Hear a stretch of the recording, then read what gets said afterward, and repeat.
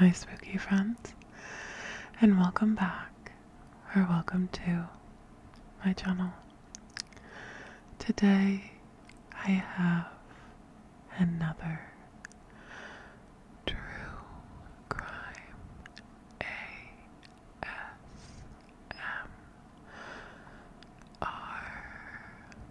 video for you to enjoy.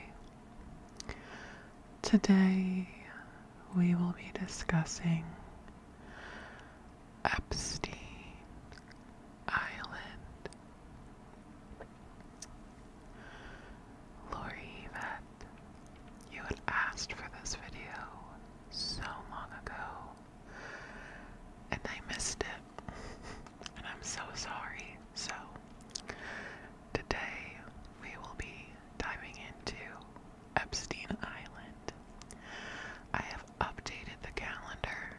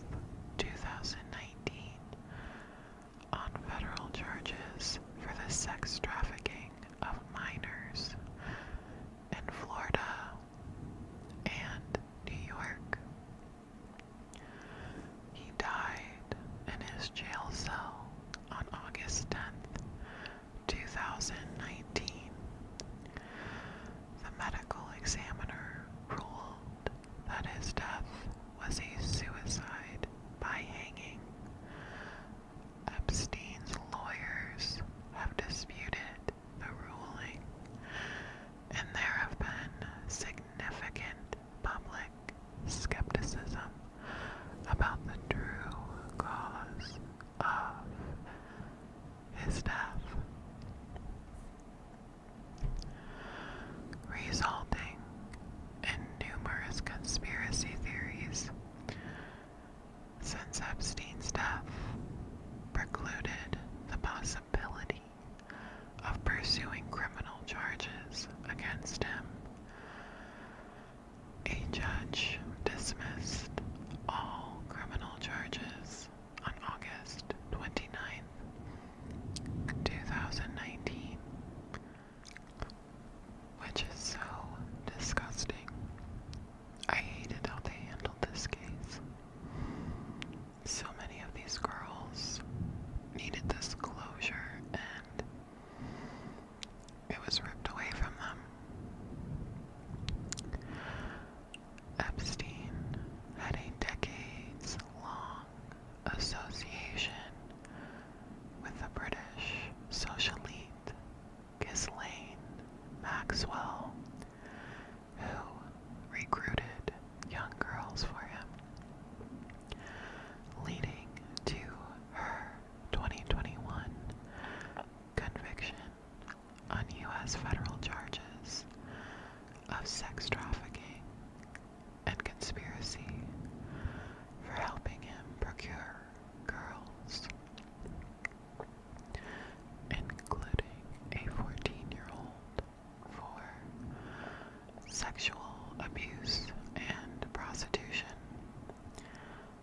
On August 18th, 2019, it was reported that Jeffrey Epstein had signed his last will and testament on August 8th, 2019, 2 weeks before being found injured in his cell. No, 2 weeks after being found injured in his cell, and 2 days before his death. So he knew. Epstein, I will only give him one thing. This man did not mess around with his money. He knew when people were coming for him, and he knew it was going to be soon. I fully believe that this was something that was organized by others to occur, or maybe he did kill himself so he didn't out people because he knew he was going to go away for a while. I don't know.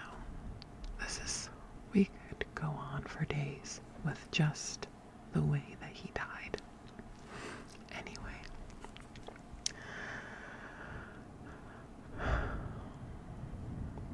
Until this time, Epstein had been depositing money in other inmates' commissary accounts to avoid being attacked. The signing of the will was witnessed by 2 attorneys that knew him.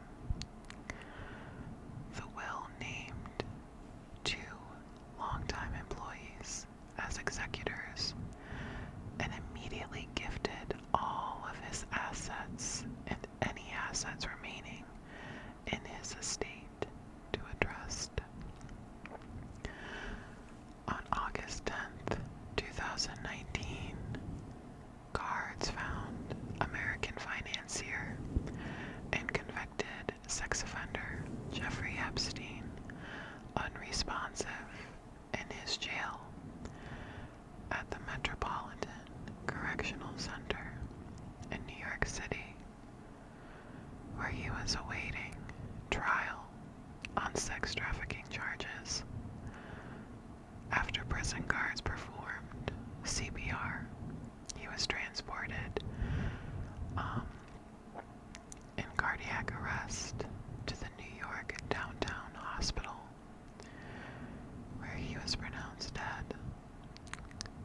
at 6:39 a.m.,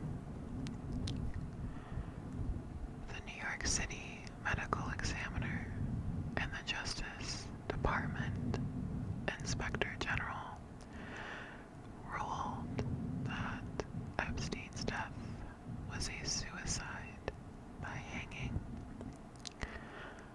Epstein's lawyers challenged the medical examiner's conclusion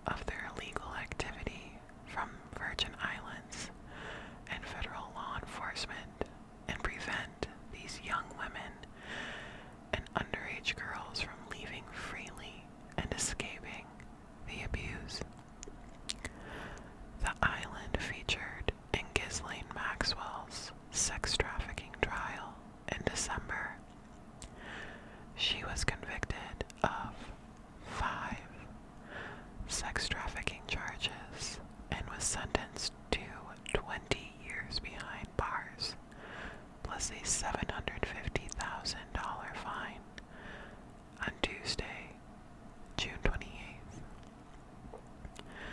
Finally, in May 2023, it was sold to a wealthy investor for less than half of its original asking price, with hopes of turning it into a luxury resort.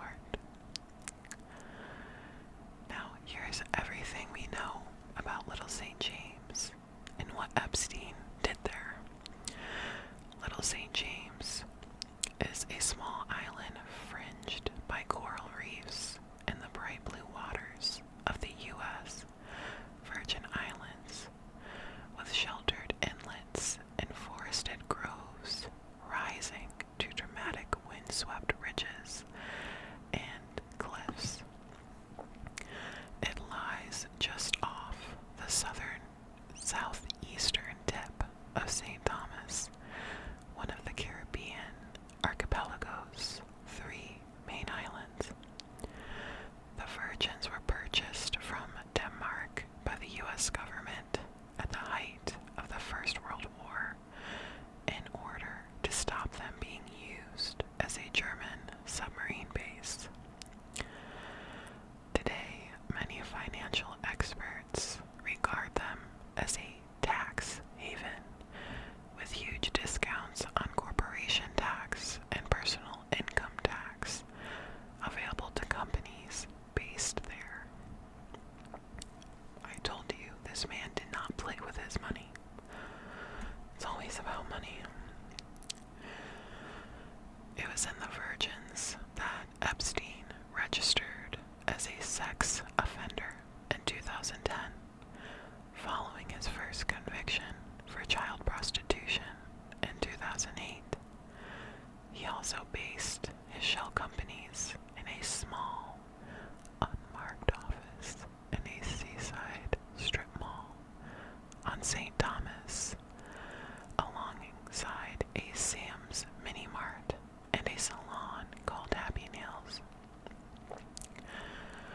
In 1998, he bought Little St. James from venture capitalist Arch Cumin via a shell company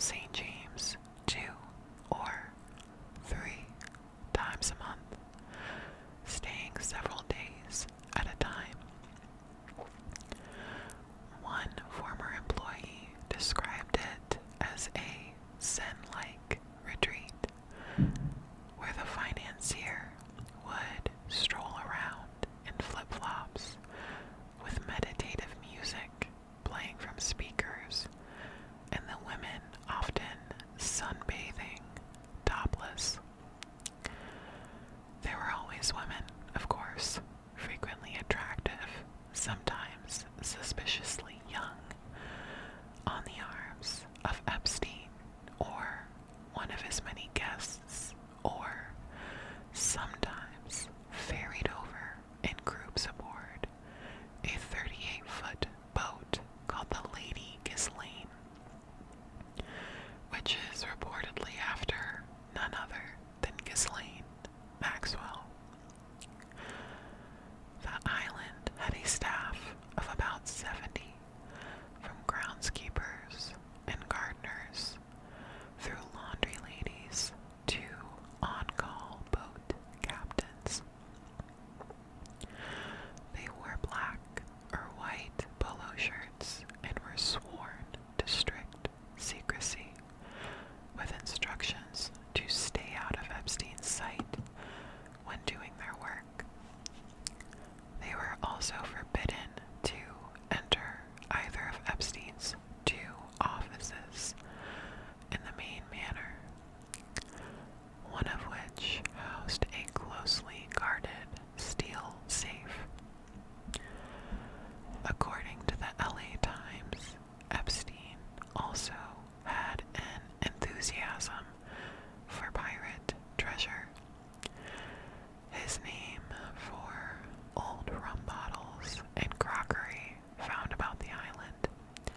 He would pay servants between $100 to $1,000 for interesting finds in good condition. According to Miles Alexander, who, with his wife, ran the island between 1999 and 2007, Epstein was a very kind man, and while he did not approve of things he'd been accused of, he liked him very much. He said their job was about discretion, and that they have a clear conscience that they didn't witness anything untoward. The South African couple described how Epstein did not like to eat meals in front of people, instead taking snacks to eat in his room, where he would also receive daily massages. Disturbing him there was absolutely forbidden, although they did once find a box of sex toys while he was out. When they were hired, Alexander says they were told, what Jeffrey wants, Jeffrey gets. Of course, there were always guests. Among the famous names reportedly hosted by Epstein was theoretical physicist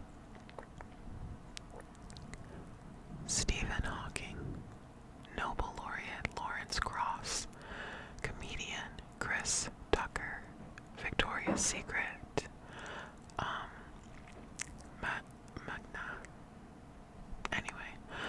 Les Wexner, model Naomi Campbell, former Tony Blair aide Lord Peter Mandelson, and Prince Andrew of the United Kingdom. It has been claimed that Bill Clinton was also a guest, though he denies ever have being there.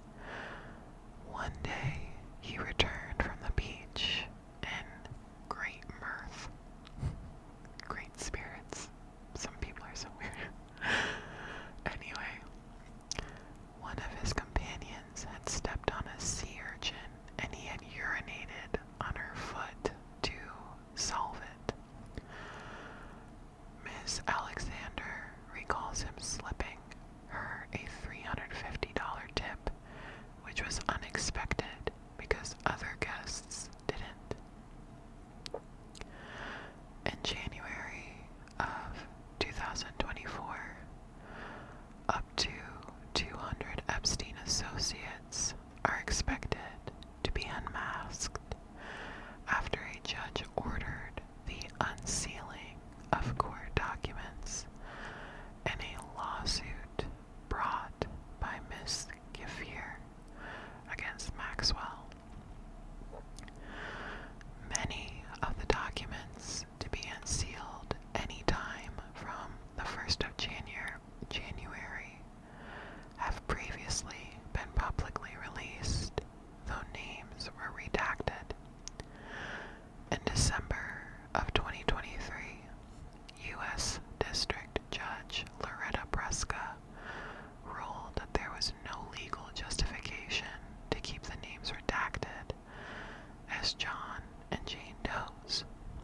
This has paved the way for several famous figures to find their names publicly linked to Epstein, some of whom may be alleged visitors to the island. Of course, the burning question is, why didn't anyone say anything? Did they not notice that this man was bringing in girls by the dozens, all suspiciously young, and all while being a registered sex offender? Certainly they did. From the start, locals on St. Thomas whispered darkly about Epstein's activities, calling his private jets the Lolita Express. When scuba divers swam near the island, security guards would reportedly appear to patrol the edge of the water. At one point, Epstein was ferrying about 200 workers back and forth every day to build his projects. When he was there, it was keep to yourself and do your thing, one of the workers told the AP, adding that the mogul would sometimes give away old or surplus material.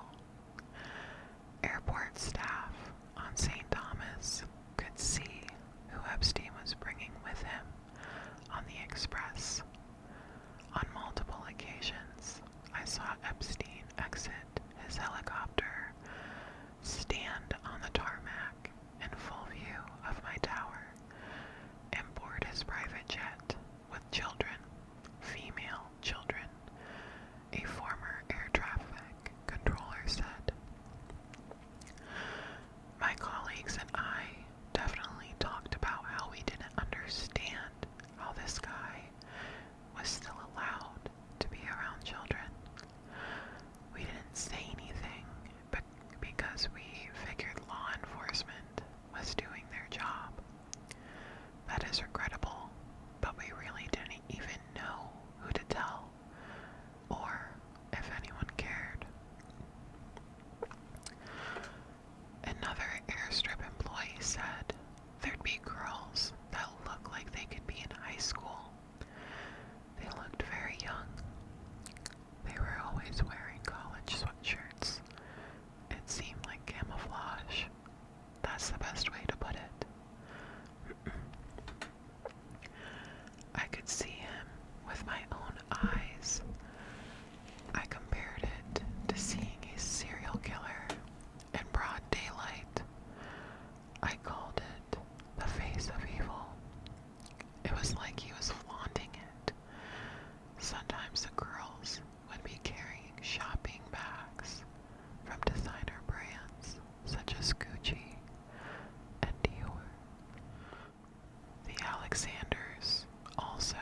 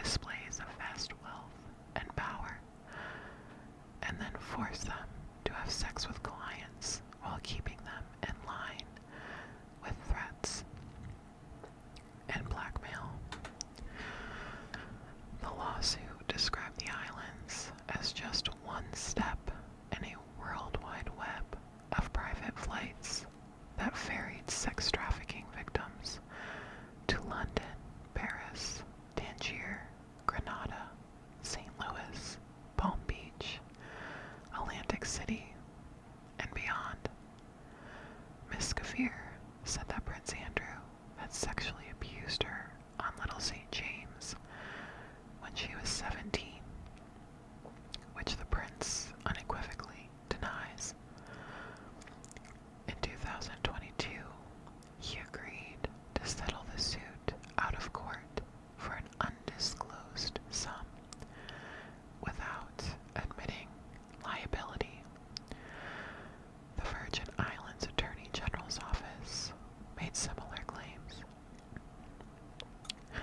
saying between 2001 and 2019, the Epstein enterprise transported underage girls and young women to the Virgin Islands, who were then taken via helicopter or private vessel to Little St. James, where they were deceptively subjected to sexual servitude, forced to engage in sexual acts, and coerced into commercial sexual activity and forced labor.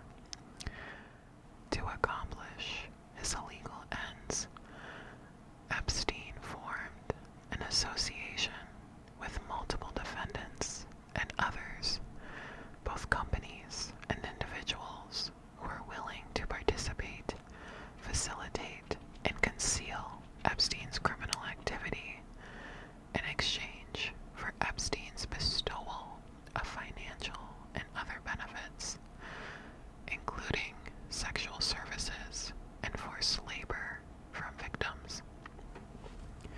Some of those victims were as young as 12.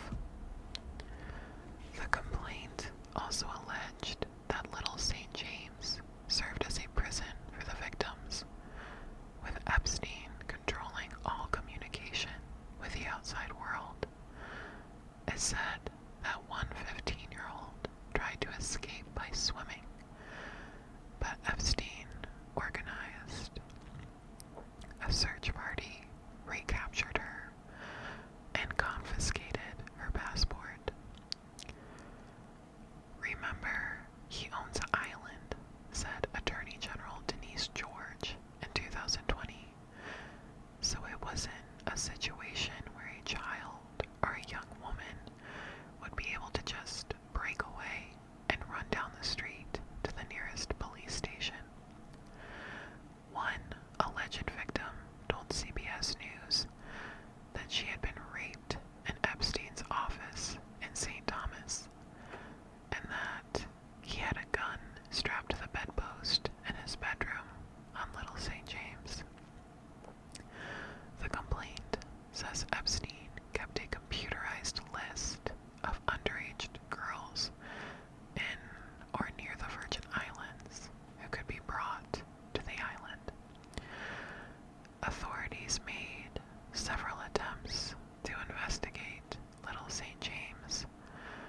As a sex offender, Epstein was required to re-register every year, and officials did try to visit the island in 2018 to verify his address.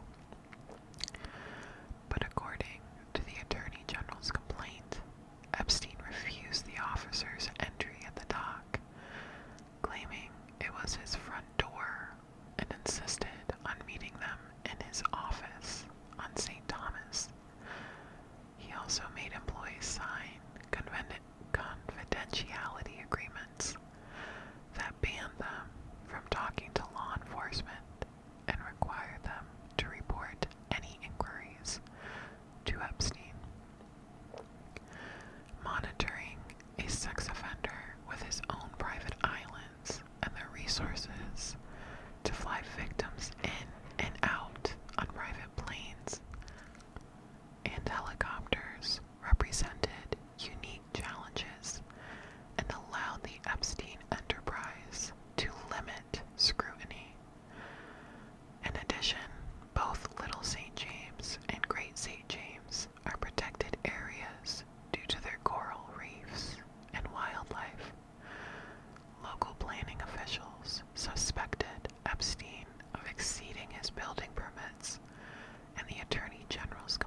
says that he was fined thousands of dollars for breaking environmental rules. Yet that kind of money was nothing to Epstein. In fact, the complaint argues that Epstein's purchase of Great St. James was simply a ruse to hide what was happening on Little St. James. Epstein purchased these properties to further shield his conduct from view and prevent his detection by law enforcement or the public, and allow him to continue and conceal his criminal enterprise.